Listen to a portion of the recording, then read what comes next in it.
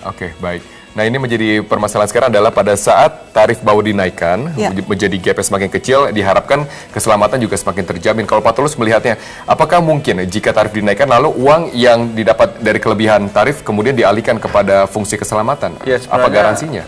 Sudah fix bahwa untuk keselamatan itu no compromise. Jadi tarif tidak ada hubungannya dengan keselamatan. Kalau tarif kaitannya dengan services, apakah mau memberi makan atau apa itu ke tarif. Tapi kalau keselamatan tidak ada kompromi sedikit pun terkait dengan penerbangan atau bahkan transportasi lainnya. Jadi saya kira tidak ada hubungannya. Nah, kemudian saat ini kan sebenarnya kalau menurut pengamatan kami yang awam itu ketika bisnis penerbangan di kita itu memang saat ini banyak carut marutnya ya, dan bukan hanya di sisi pentarifan atau hilir tapi juga dari sisi hulu. Misalnya ketika banyak maskapai yang memborong pesawat dari luar negeri, apakah pemerintah kemudian melihat juga kesiapan SDM-nya ada nggak gitu? Ya, ketika pesawatnya beratus-ratus tapi pilotnya sedikit, akhirnya yang terjadi konon ada eksploitasi pilot dan segala macam. Kemudian pemerintah jor-joran memberikan izin rute baru, jam terbang baru, tapi kemudian flight-nya juga kurang, sehingga akhirnya terjadi delay dan segala macam karena harus pesawat ini melayani ke sana dan segala macam. Itu sebenarnya yang harus dilihat, bukan hanya dari sisi pentarifan ANSYS tapi juga sisi yang lain. SDM-nya ya, SDM. Tapi berbicara tentang SDM lagi, ini berbicara mengenai jumlah lalu lintas pesawat yang ada di langit Indonesia itu mencapai 10.000. Nah, Cap sebagai Cap senior, pilot senior, apa yang harus dilakukan sebetulnya dari segi SDM? Tentunya katakanlah dibutuhkan SDM lebih di ATC, dibutuhkan SDM yang lebih untuk ada pergantian antar pilot sampai tidak ada lagi nanti istilah mengenai eksploitasi pilot, Cap. Ya, jadi setelah kita mengalami deregulasi penerbangan ya, di mana perusahaan penerbangan menjamur dan kita sudah bisa melihat bahwa akan ada kekurangan SDM dan dengan banyaknya bertambahnya armada kita bisa hitung kok dengan rasio yang sangat sederhana. Jadi kalau untuk domestic flight itu satu pesawat harus punya 3,5 set kru. 3,5 set. Iya, itu iya. Jadi misalnya 10 pilot berarti. Ya, domestic jadi ya. Jadi itu sebetulnya sangat mudah. Kalau yang untuk yang internasional itu rasionya sekitar 10 sampai 12.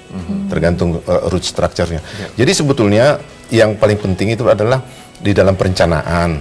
Ya, perencanaan itu apakah dalam hal ini pemerintah bisa melihat perencanaan daripada airline ini kalau ketika dia menambah armadanya, itu perencanaannya mengenai SDM-nya, infrastrukturnya, itu sama sistemnya itu sejalan enggak gitu loh. Kalau tidak, harusnya fungsi dari pemerintah sebagai regulator harus melakukan preventive action gitu loh. Siapa yang menjadi tugas untuk mengawasi mengenai kesiapan ekspansi dari sebuah perusahaan dibandingkan dengan sumber daya yang Indonesia punya? Ya, Kementerian Perhubungan, dalam ini Direktorat Jenderal Perhubungan Udara. Ya. Jadi itu yang dikatakan tadi kan kategori kita di dua. Itu adalah Civil Aviation Authority of Indonesia. Nah, saya tidak tahu di kementerian kita ini yang mana ini yang dikatakan, karena sekarang kan sistem sistem struktur aviation birokrasi kita ini kan berbeda dengan luar negeri. Kita kan lain sendiri gitu ya. Jadi kita juga nggak tahu ini yang mana aja yang masuk dalam Civil Aviation Authority. Perbedaannya bagian mana aja? Perbedaannya di mana? Ya, harusnya Direktorat Jenderal Perhubungan Udara. Tapi kan di Direktorat Jenderal Perhubungan Udara ini juga ada bagian-bagian lain yang tidak terlalu terkait dengan yang tidak safety. terlalu terkait. Iya.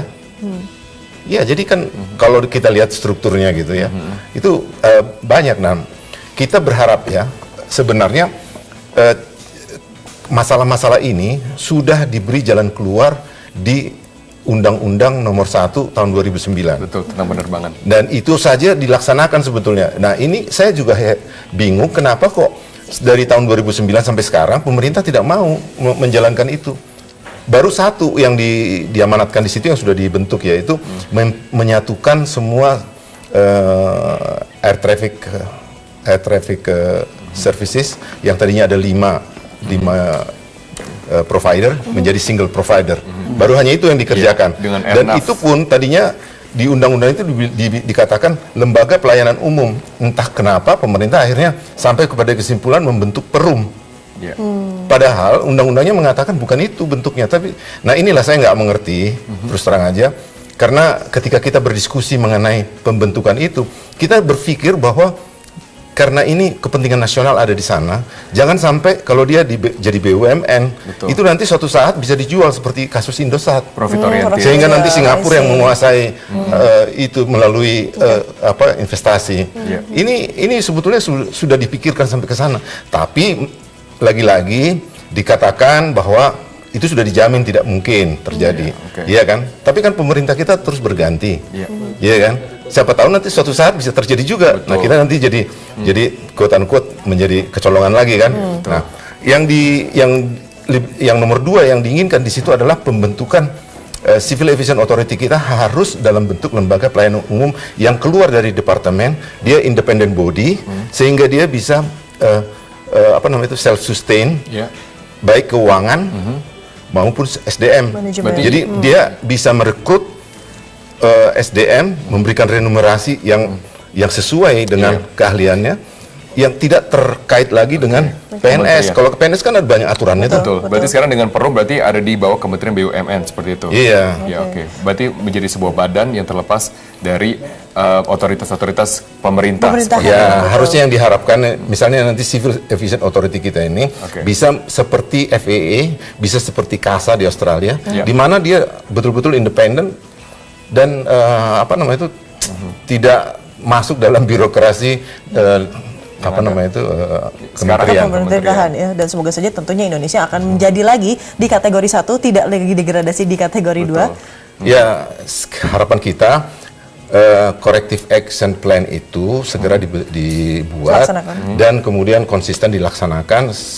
Saya dengar, saya bersyukur juga, mudah-mudahan ini benar, menteri kita yang baru ini mempunyai target bahwa di pertengahan tahun 2015 ini kita harus bisa kembali ke kategori 1 ya. Dan itu juga akan memudahkan ekspansi dari maskapai karena diizinkan untuk mempunyai rute-rute internasional. Betul. Seperti itu kan? Iya kan, sekarang ini Citylink mau pergi ke Australia nggak dikasih. Betul. Nah, karena gara-gara kita kategori 2. Belum lagi asuransi kalau kita sekarang ya, kalau pergi ke Eropa atau kemana, kalau kita bikin asuransi itu selalu lebih mahal karena risiko kita besar, karena kita naik namanya PK, registrasi PK, registrasi Indonesia.